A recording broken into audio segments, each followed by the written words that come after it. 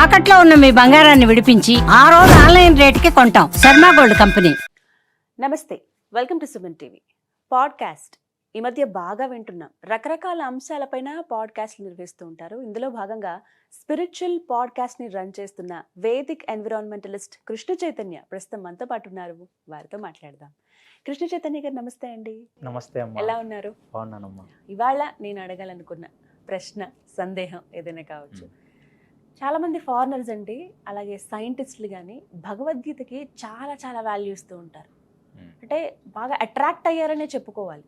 మిగతా గ్రంథాలు కావచ్చు, అంటే వేదాలు కానీ, మన ఉపనిషత్తులు కానీ, అష్టాదశ పురాణాలు కానీ, ఇవేవి అంత అట్రాక్ట్ చేయనివి. భగవద్గీత ఒక్కటే ఫారినర్స్ని మరీ ముఖ్యంగా అంత అట్రాక్ట్ చేయడానికి, వాళ్ళు అంత విలువ ఇవ్వడానికి కారణం ఏంటి? భగవద్గీతలో ఏముంది అసలు? మంచి ప్రశ్న అమ్మా. ఇది భగవద్గీత ట్రెండింగ్ టాపిక్ కదా. యాక్చువల్లీ వైదిక పరంగా చూస్తే పంచమ వేదం భగవద్గీత, ప్లస్ భగవద్గీతని గీతోపనిషత్ అని కూడా అంటారు. ఉపనిషత్ అంటేనే మనం ముందు మాట్లాడుకున్నాం, ఒక గురు శిష్య సంవాదం కదా. ఇక్కడ కృష్ణం వందే జగద్గురం, కృష్ణుడు ఆది గురువు, అర్జునుడు ఒక శిష్యుడు, వాళ్ళిద్దరి మధ్యన జరుగుతున్న ఒక డిస్కషన్ ఈ భగవద్గీత అనేది.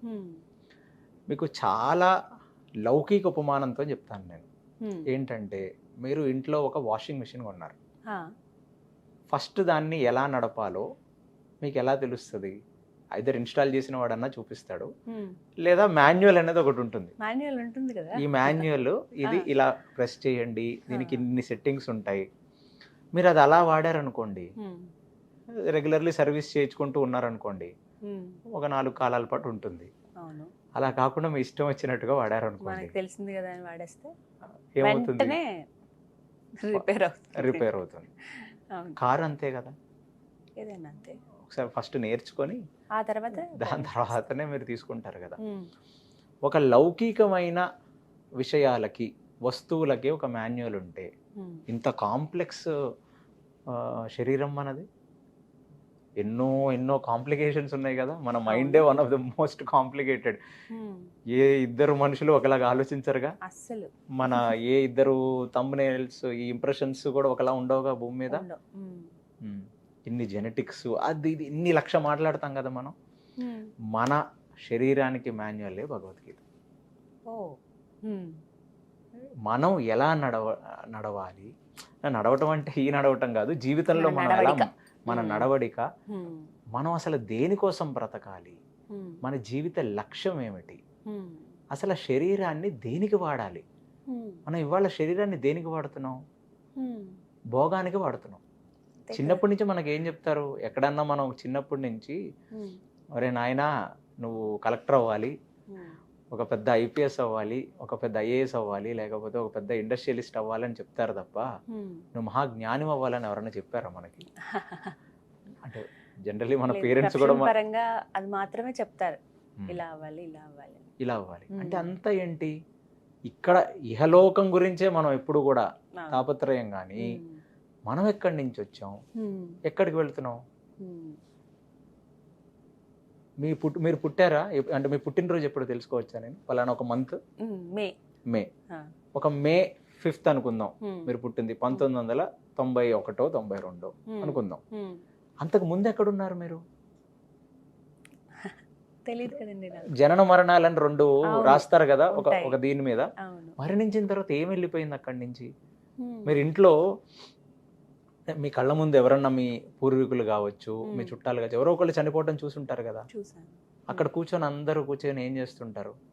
వెళ్ళిపోయాడు, మమ్మల్ని వదిలేసి వెళ్ళిపోయాడు అంటారు. ఎక్కడ వెళ్ళిపోయాడు? మీ ముందే ఉన్నాడు కదా. కొన్ని గంటల తర్వాతనో, ఒక రోజు తర్వాతనో ఐస్ పెట్టెలో మీరు పెట్టి దాని తర్వాత తీసుకెళ్ళి మీరు అంత్యక్రియలు చేస్తారు.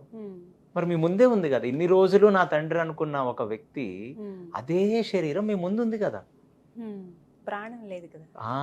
మరి ఎక్కడికి వెళ్ళింది అది? ఎందుకు వెళ్ళింది అది? ఎక్కడి నుంచి వచ్చింది? ఎక్కడికి వెళ్ళింది?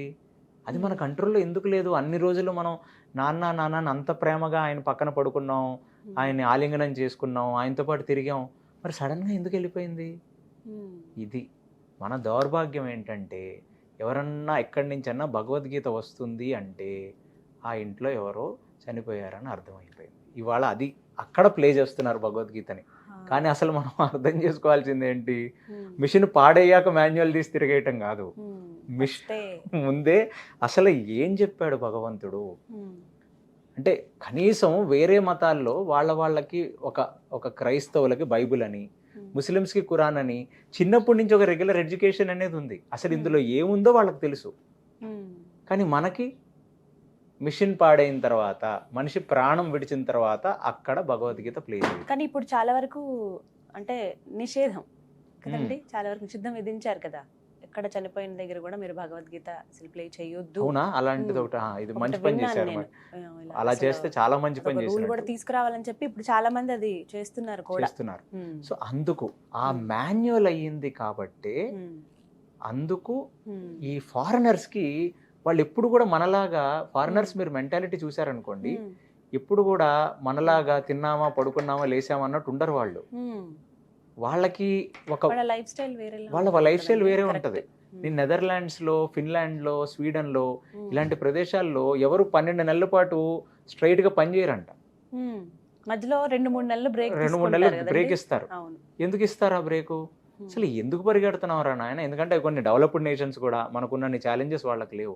ఇదే పని ఏంట్రావు, పొద్దున్నే లెగటం, 8 గంటలకు ఆఫీస్కి వెళ్ళటం, మధ్యాహ్నం 12 గంటలకు తినటం, మళ్ళీ సాయంత్రం రావడం, పడుకోవటం, వీకెండ్ మందు కొట్టడం, ఆ 2 రోజులు ఎంజాయ్ చేయడం, మళ్ళీ మండే టు ఫ్రైడే లైఫ్ ఏంటి?